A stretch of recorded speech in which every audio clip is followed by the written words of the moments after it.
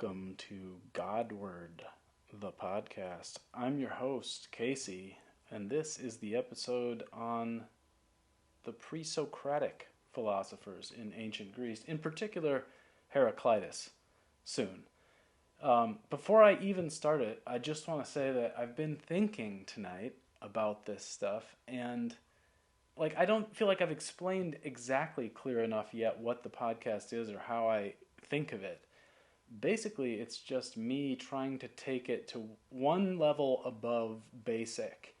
So for an episode like this, I where are we basically? Where are you? Who's my ideal audience?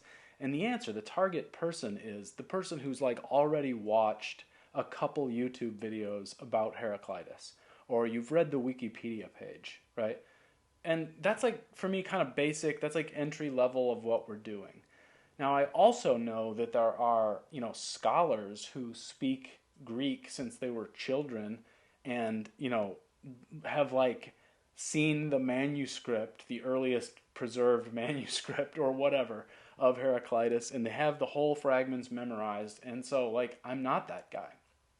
But I'm trying to take us to go, one turn past where you should be. Basically, if you found this video, you've already watched a couple other videos about Heraclitus. So in these 40 minutes left, I'm going to try to just notch us in a direction that goes further.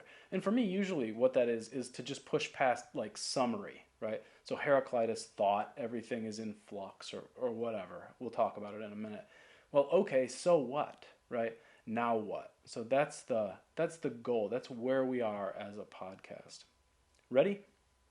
In this episode, I am going to tell you a story. And of course, I'm weaving a narrative out of scant evidence. Why am I doing this? Basically because the evidence itself is fragmentary, but we generally intuit that there must be some order to it. In general, I'm circling around early Greek philosophy from about the time of Hesiod at the earliest end through Aristotle at the latest end here. So the story I'm going to tell you is about interpretation, and it is an interpretation. You understand? It's me, having read all this stuff, at least in translation, trying to thread it together so that I can see how one generation gave rise to the next. There are perhaps other interpretations. If you can explain all this material with a different narrative, I would love to hear it. And I hope you'll make a podcast. I even hope you'll disagree with me. After all, that's how the dialectic works. But actually, let me hold off on talking about how the dialectic works and what it's for until we get to Socrates. Before that, let me first lay out a timeline in your heads. This part should be indisputable. For the record, you'll find all this stuff on Wikipedia, but I'm basically citing John Mansley Robinson's very incredibly good book, Early Greek Philosophy. I say it's incredibly good because he barely adds anything to what they say. He just kind of frames it and then gives it to you raw, as it were. All right, so first, let's talk about Hesiod. Hesiod was a poet very nearly contemporary with Homer, which puts him in the 8th century BC. His Theogony is an account of the origin of things. In it, he tells us how the existing world order arose and how the gods, and after them the generations of men, came into being. The chief contribution for my purposes today is that Hesiod laid out an anti-progressive historical arc, where today's generation of men were less noble and less good than their ancestors. This is important because I'm doing the same thing. I believe that during this time, and frankly again during our own time, things generally were degenerating from one generation to the next. So whereas you might have been taught in school that, for instance, Nietzsche went further than Hegel, and Heidegger went further than Nietzsche, and Derrida was even more visionary than Heidegger or whatever, I kind of read it the other way. Basically, it's been all downhill since, Spinoza, and maybe even since Duns Scotus or Thomas Aquinas. Hesiod, if he has another contribution to make, shows that the universe was created out of chaos, but that emerging from that chaos and forming the primordial unity were opposing principles, the male and female. There's a hint of here of the beginning of dialectic, as I'm going to gradually define it. Okay, so we have Hesiod and Homer, of course, the Iliad and the Odyssey. Note that both of these guys are poets and lyrical, right? That's really important to me and to what I'm going to say here and in my next episode. They're lyrical, not prosaic. They believe in the gods. Although if some of the scholarship, if you read some of the scholarship, there are hints that the Odyssey starts to show a more skeptical, like demythologizing worldview, where the gods begin to fall into the background, or they've been replaced by the Furies, or whatever. So in the 8th century, that's where we are there. It ought to amaze us, or me at least, that the very origin point of Greek philosophy and literature, that's amazing. Keep in mind, like at the very beginning, Hesiod wrote of the 5th generation of men, that is his own generation, he said, thus Zeus, far-seeing, made another race of men, the 5th, who live upon the fruitful earth. Would that I had no share in this 5th race of men. Would that I had died before or afterwards been born. This is the race of iron. Not for a day do they cease from toil and labor. Not for a night does their corruption cease. Amazing. That's at what we think of as the very earliest beginning of Greece. This period was marked by the mysterious Dorian invasion, which seemed to Hesiod to be the very end. He could not imagine a Greek culture that would meaningfully survive this period of upheaval and destruction. Okay, so that's Hesiod and Homer. Next on your timeline, put Anaximander, who slightly predates even Thales, and is the first philosopher in the sense that we can recognize philosophers with a college philosophy class, right? That is, he writes like a philosopher. He wrote about the infinite, out of which the world order emerges, and he sort of complicates Hesiod's opposites by involving not just the male and female, but also the hot and the cold, the dry and the moist, etc. So he was into mathematics, especially geometry, and also map making. Most importantly, Anaximander, born around 612 BC, develops this interest in opposites in a sort of dialectical mechanism. The single sentence of Anaximander's book that is preserved, which comes to us by way of Simplicius, says, quote, into those things from which existing things have their coming into being, their passing away too takes place, according to what must be. For they make reparation to one another for their injustice according to the ordinance of time. Truly, if you listen to that again, you will hear almost exactly the operation of a Hegel-like dialectical process at work. Anaximander's work was continued by Anaximenes, a younger associate and fellow citizen of Miletus.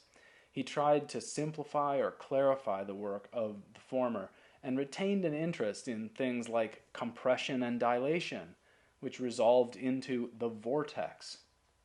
These Milesians generally agreed that where there is order, there must be or must have been intelligence. And they even hinted at the idea of a single God, where they say one God, greatest among gods and men, in no way similar to mortals, either in body or mind. And then he sees all over, thinks all over, hears all over. Yeah, I mean, a lot of this is frustratingly fragmentary too, by the way, but that's part of the fun of it.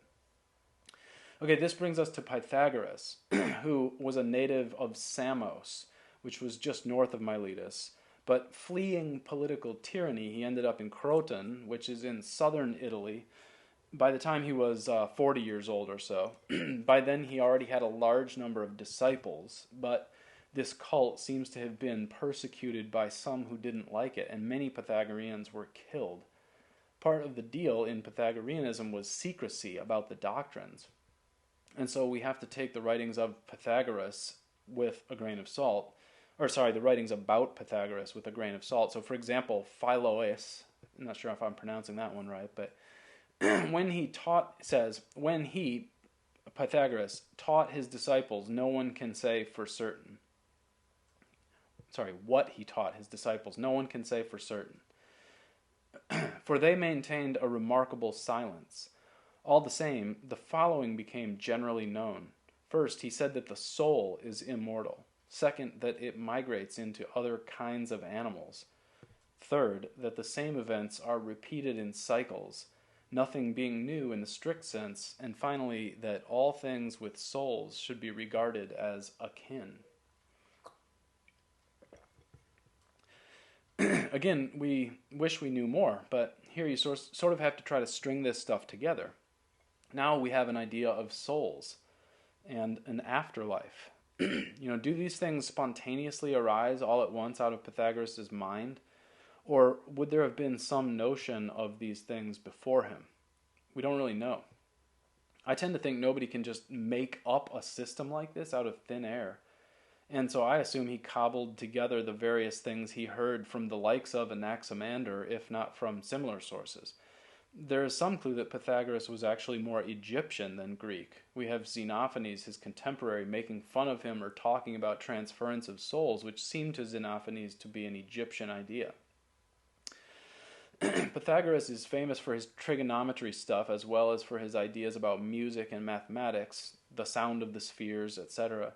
In my interpretation, the main thing Pythagoras introduces is a preoccupation with the soul, and this brings us to Heraclitus, and the next episode will be on Parmenides. So, before I get to them, one more word about Pythagoras.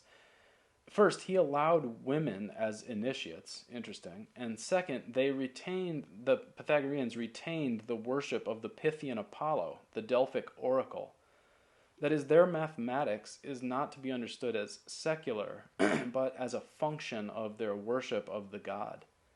For a comparison, we might conjure someone like Isaac Newton, who, even as he was inventing calculus, was also practicing alchemy and worshiping God and constantly, writing Bible interpretation and praying and those sorts of things. So this means that the Pythagoreans and all the Greeks until this point, as far as we know, were still heavily involved in rituals, rites, and sacrifices associated with traditional religious belief in the gods. Okay, so Heraclitus and Parmenides, they seem to have been contemporaries, more or less. Possibly Heraclitus came first. If you look at your maps, it's worth noting that Heraclitus came from Ephesus, which is over in Turkey, whereas Parmenides was in southern Italy. It's also important to note that both of them lived through the Persian War, and Ephesus in particular was decimated by Persian armies right when Heraclitus was at prime thinking age. He was born in 530 BC, finished this famous book around 500 BC, right before the war began. And so more than 100 fragments from his book have been preserved. But by the way, you should just read the fragments. I mean, it's really short. I mean, it would take you 30 minutes to read the fragments of Heraclitus. You should. But listen, before we go further, I want to really sort of slow this moment down because I believe I see in Heraclitus a very important epochal shift.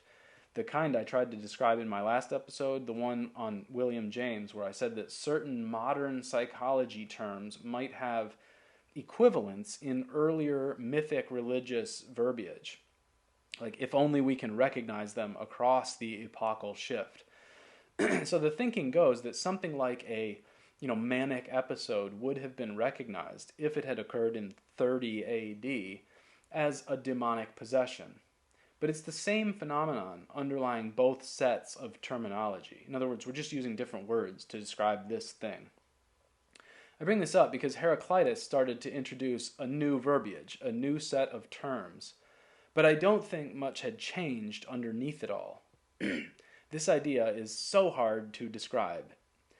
You're free to reject it, but basically I'm going to argue that whereas people who attach to words see Heraclitus and Parmenides as being almost opposed to each other, and whereas people who see Plato and Aristotle as opposed to each other, I see them all as basically having the same mission.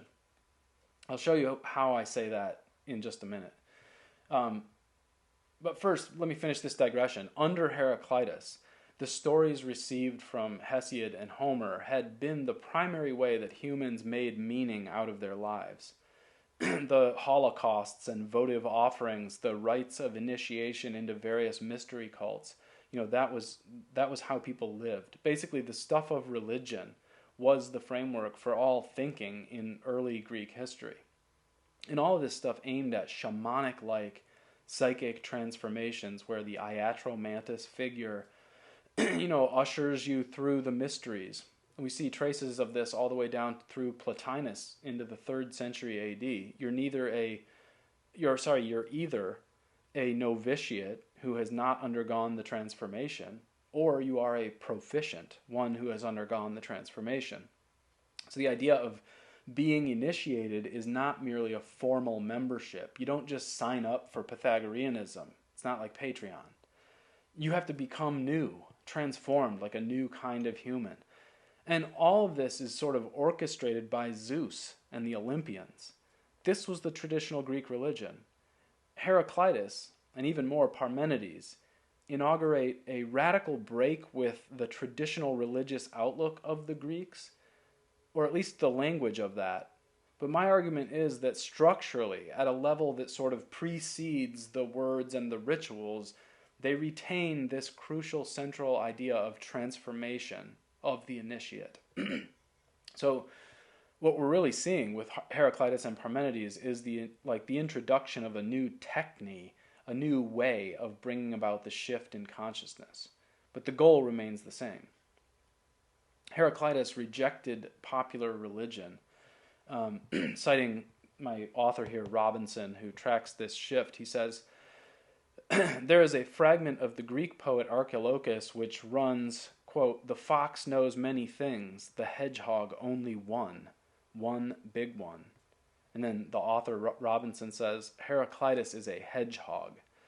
To know many things, to know the causes of thunder and lightning and earthquakes is good, but it is better to understand the one thing which underlies all of these, the thought that steers all things through all things. This is wisdom. So my sense is that for some probably good reason, Heraclitus began to believe that the old traditional forms of religion, which I believe were actually trying to shepherd people into knowing, into wisdom, had become ineffective.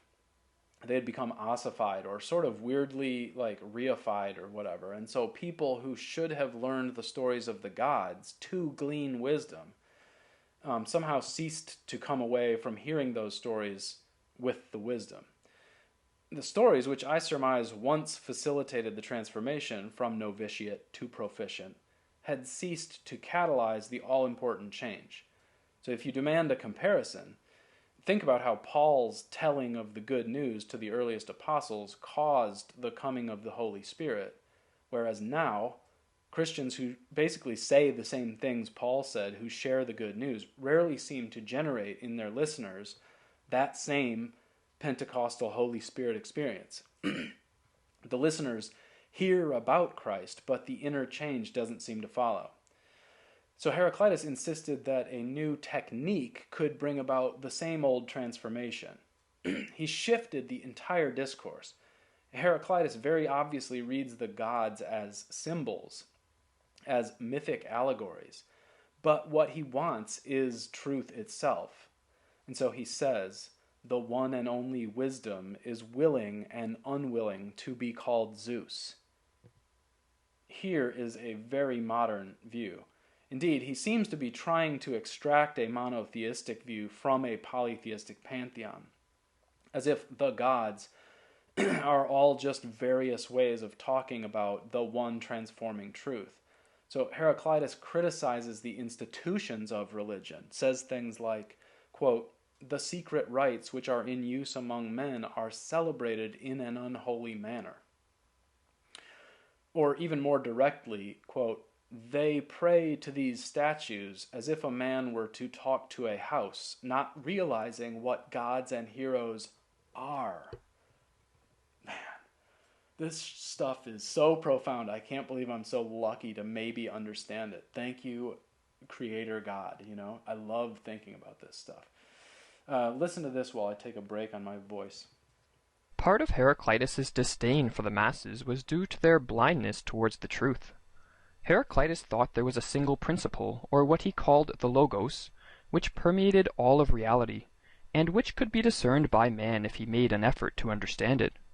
As such, Heraclitus thought that truth was common, as this logos, which unveils the truth regarding the nature of all things, literally exists everywhere, ordering and structuring reality. In other words, Heraclitus held that this logos expresses an objective truth. Despite the logos being common or objective, Heraclitus thought that most individuals were too dim-witted to understand it. Wow. Okay. That's not you, though. You're a Godward listener. So, okay, maybe now you can grasp how crucial it is that Heraclitus makes the idea of flux, all things are in change, so central to his thought. He's shifting things, and he wants you to be aware that things are shifting. But at the same time, there is something behind the flux, something unchanging. If you can see through the shifting names and forms and the changes in the rites, then you can start to see the underlying reality itself. We no longer need terms like Zeus, or Heraclitus would say if he were here today, Jesus, or even God. These are all just language. But there is a reality. He says, quote, "This world order, the same for all, no God made or any man, but it always was and is and will be an ever-living fire, kindling by measure and going out by measure."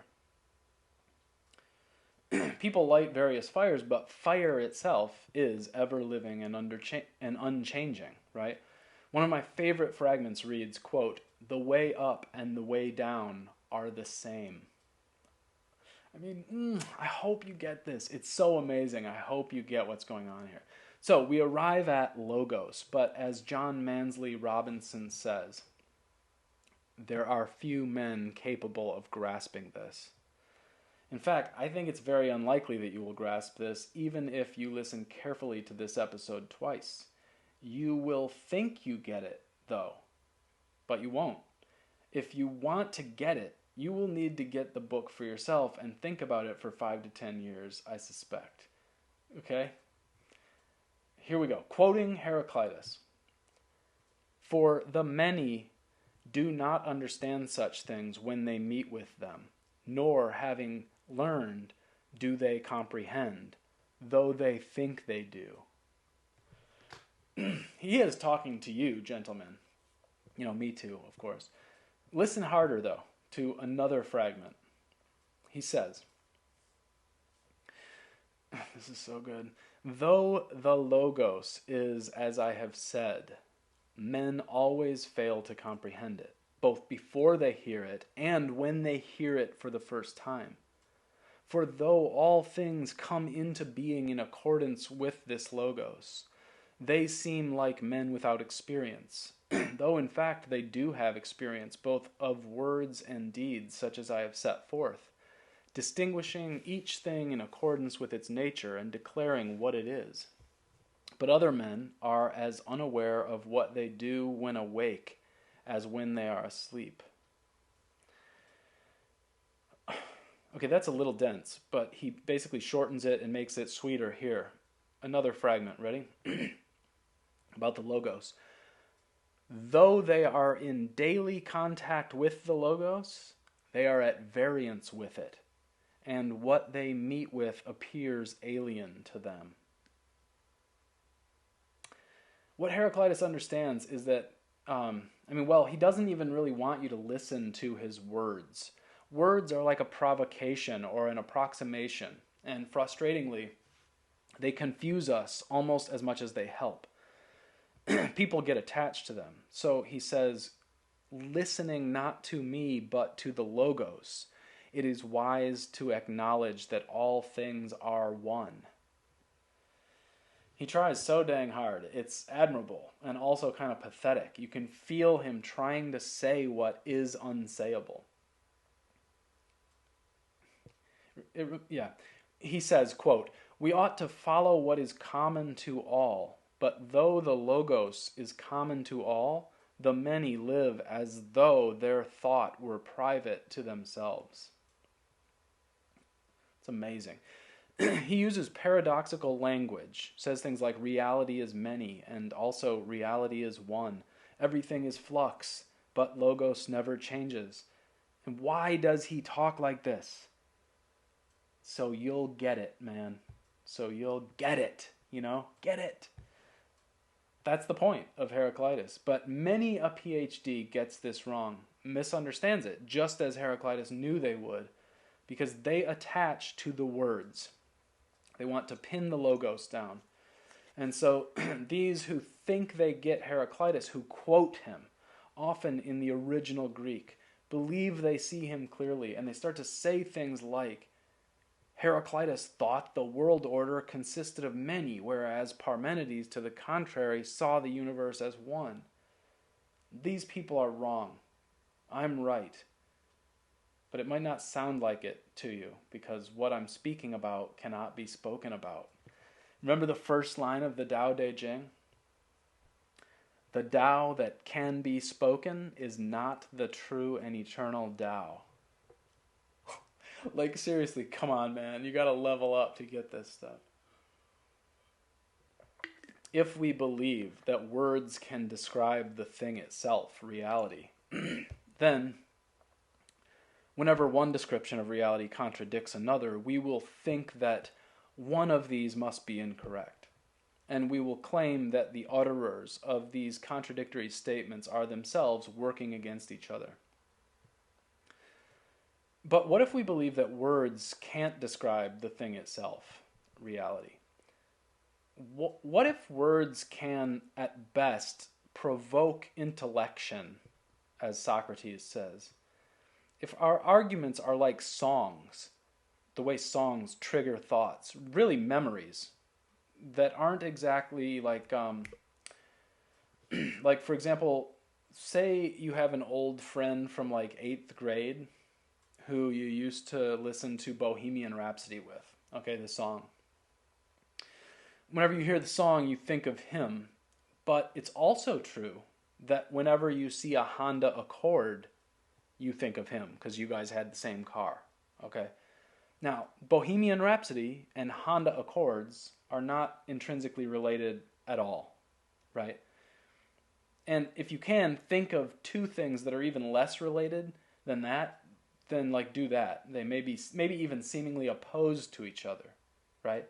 But nevertheless, they both conjure in your mind the single referent, your old friend. You got that? Okay.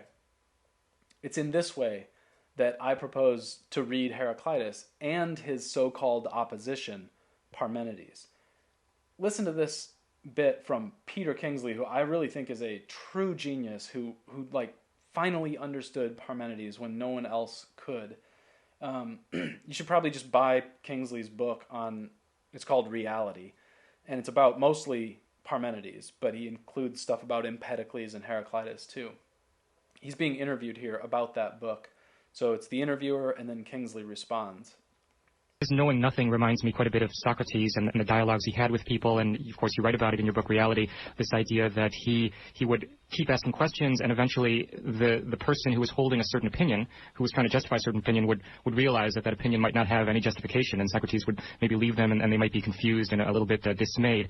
Is this all part of it? Is Socrates part of this lineage of you think you know, but you don't know?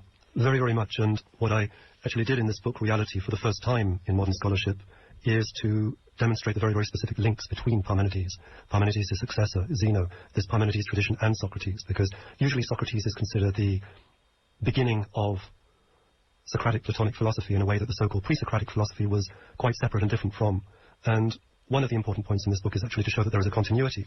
But of course, what is this continuity? And that is something that I try to make as real for the reader as I can, because we have, somehow through so many hundreds and thousands of years, we really have forgotten. We've lost the sense of what Parmenides and Socrates and these people were actually doing. What they were doing. That is so crucial. When you read these philosophers, I say all philosophers, but certainly the early Greeks, you have to think like, what are they doing, right? Like, why speak like this? Why? Like, for what? You know, it could be a social status signaling thing, but it seems that's like the only thing we can imagine people do anything for anymore. But what if it's not that? Like, what if they're aiming at something other than that, right? And if that aim somehow, like, is to catalyze change in people in some way, just in some way psychologically, then it may be that like the words themselves are sort of just, it's whatever, right? It's like a pitcher throws 4 or 5 different pitches. The point is to strike the guy out or to get the guy out. But you might throw a curveball, you might throw a fastball. Those aren't contradicting each other. They're aiming at the same thing. So in this next episode, I'm going to focus on Parmenides, who seemingly says things that directly contradict Heraclitus. And yet, I'm going to make the case that these two are in precise agreement. And from there, I'll build a short case that Socrates was certainly doing the same, and understood himself as doing the same, namely, trying to transform consciousness in a particular way. Then we'll talk about Plato and Aristotle. You know, were they still, what do I call them? Like iatromantises, right? Did they have the same goal that the Presocratics had? What really was philosophy at the beginning? And the answer I'm going to give you is that it was much closer to like what we think of as religion, and I don't mean dumb religion, but like good religion. It's that thing. It's the mysticism at the core of it. And also, you know, what has religion become? What has philosophy become? Right. Well, it's become this stupid thing where you just try to quote people who are like often very dense writers, and that's it. It's like, wow, this guy can.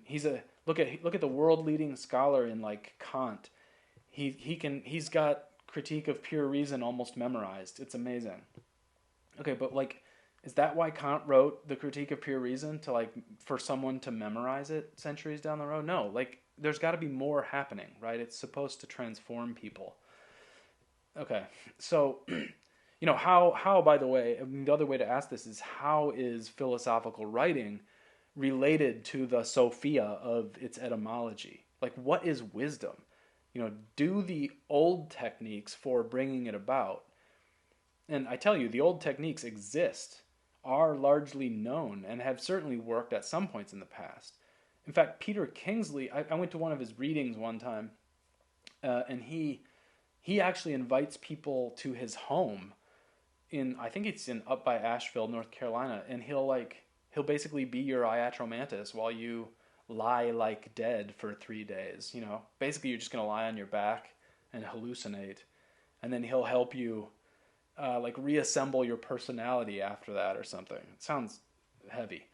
Anyway, do these techniques no longer work for some reason? Do we need new techniques, new languages, new verbiage, new rituals? Or perhaps language itself is exhausted and we need to return to, you know, the whole, like something that's nonverbal, basically, right? Where like we can affect the same change in people, but do it more expediently, like more, that's not the right word, like in a better way, more, yeah, than what we tend to be getting from philosophy, which is just a lot of talk, right?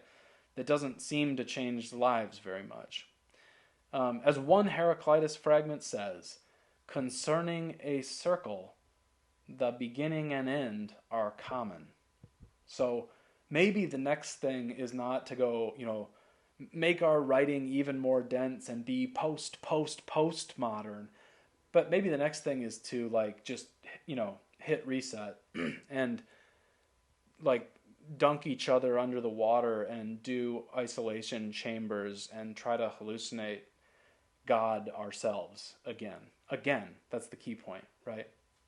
Like Moses did, or whatever, or like, you know, Thales must have done, or like Pythagoras did. Okay, this episode is just the survey of the Presocratics, basically. The next episode is going to be more in-depth on one of them, that's Parmenides. because I've read 3 or 4 books about Parmenides, and he's basically my favorite. I think he's just got this like incredible idea that really can, it sort of threatens to swallow everything if you let it. And I mean, if you let it, like, just let me know. I'll be waiting for you there. The point is, the other point is, this Friday, 5 days from now, is the second Skull and Bones private live stream for Patreon members only. I will post the link to Patreon in the description below this video if you want to sign up still. It's only $5 a month. You get 2 live streams. And by the way, I added, for patrons who are in a like, what is it called? Like a forum board. You can post, general discussion and so on. And basically what I would love to happen is if that board can become a, hub for just talking about things I like to talk about. So hopefully, and that's the cool thing about the internet, right? Is that the people who are watching at this point still obviously are into the same shit I'm into. So we can take it there. We can show up there. And that way I can get feedback and you guys can help me make the podcast better. I have 8 minutes left if I want. I get these 45-minute time limits. Let me just say this. I've been thinking a lot about, like, intelligence and the quality of thought and how it really isn't precisely the same as, like, IQ or like the Jeopardy show, right, on TV. But, like, I was watching the videos by that guy who calls himself Arvoll, Aarvoll, and, like, he is smarter than me, and I can tell. I've watched about 2 hours of him talking, and it's like, that guy's smarter than me. I'm kind of envious. But this got me to thinking about how we judge the intelligence of others. I think intelligence is visible, even in those who are not particularly learned. So, like, you may not know a bunch of stuff, especially if you're younger, right? But the older we get, I at least this was my thought, it seemed to me that these things will tend to converge. So, at least over a certain, like, I hate to use IQ, but like a certain intelligence threshold, it seems like smart people kind of figure out that like learning is where it's at. It's the best thing you can do with your time and mind. And so they get to learning. And so if you recognize an intelligent older person, which you often can, like I said, in a couple hours, you just have to, like, see their eyes and their face, like, you'll know. They may not know the, great books or the Western tradition, but if they're really intelligent, they'll know something, and not just like, but like something, not at the level of, like, they've memorized 50 recipes, that would be cool. But like, kind of medium IQ people, if they, like, dedicated their life to it, could memorize 50 cooking recipes, right? But the kind of intelligence I'm talking about is the one where you're, like, inventing recipes. We're kind of taking it to the next level. And so if you meet these people whose faces are bright and their eyes look smart and they get it, like, yeah, kind of just, like, ask around. You'll find that they may not know about all the books you've read, but they have a certain kind of knowledge, that's, like, deep and not, not superficial, right? So that's basically, like, maybe that's a nothing thought, but that's part of what I've been thinking about later. And, like, when you meet these people, you should, it's like, I don't know, because sometimes I was thinking about that it gets into this thing where it's like, have you read this book or that book? And really, what got me thinking about it was Heraclitus. It's like, you don't need that much more than Heraclitus's 100, or, like, here, better example. I read this book called this is how all my stories start, right? I read this book. I mean, I could tell you about my baseball wisdom too. I'll tell you about that on another story. But, like, I read this book by, what is it called? The Yoga Sutras of Patanjali. And it's like, the sutras are basically the verses of yoga, how to do yoga. And it's all this stuff about controlling things and how to breathe and, it's 300 pages of very dense, like, yogic material. And they're numbered. So, like, Wittgenstein's Tractatus or something. It's like, And the first one, I think the first one actually says, this is the exposition of yoga. And it's like, okay. And then the second one says something like, I should get this book, but I'll read it to you at the beginning of the Parmenides thing. It says something like, the essence of yoga is the control of the the control of the waves that hit the mind stuff. Something like that. And then he says, whoever understands this basically doesn't need to read on, you know? And it's like this 300-page book, but it's like, if you just get this, you can be done now. And I feel like that is, like, if you really get Heraclitus, you don't have to read any more books, you know? That's kind of true. I think that's sort of the truth. With Parmenides, too. In the next episode, if you're curious, I'm going to talk a lot about Peter Kingsley and Parmenides and what's his name, Dodds, E.R. Dodds and Parmenides. But I also want to look at Plato's Parmenides dialogue. So if you feel like reading some of that just to get a vibe for it, it's one of the, usually people say it's like one of the most dense Platonic dialogues, but just, I want to clue you in, like, if you're going to take a look at it, what I think it is like sort of just an exercise in this, which is that we're trying to induce the mind state. And so it's like, as you read this book, your brain is like just getting wrung dry, hoping that the water comes out, you know, that you get the thing, that the change happens, the conversion happens. You guys didn't love the William James episode. That's part of your problem. If you're not liking this episode, go back and listen to that William James episode. It was solid. Okay, as you can tell, I've got the COVID a little bit still, so I'm gonna play the outro music and drink a sip of water. See you next time.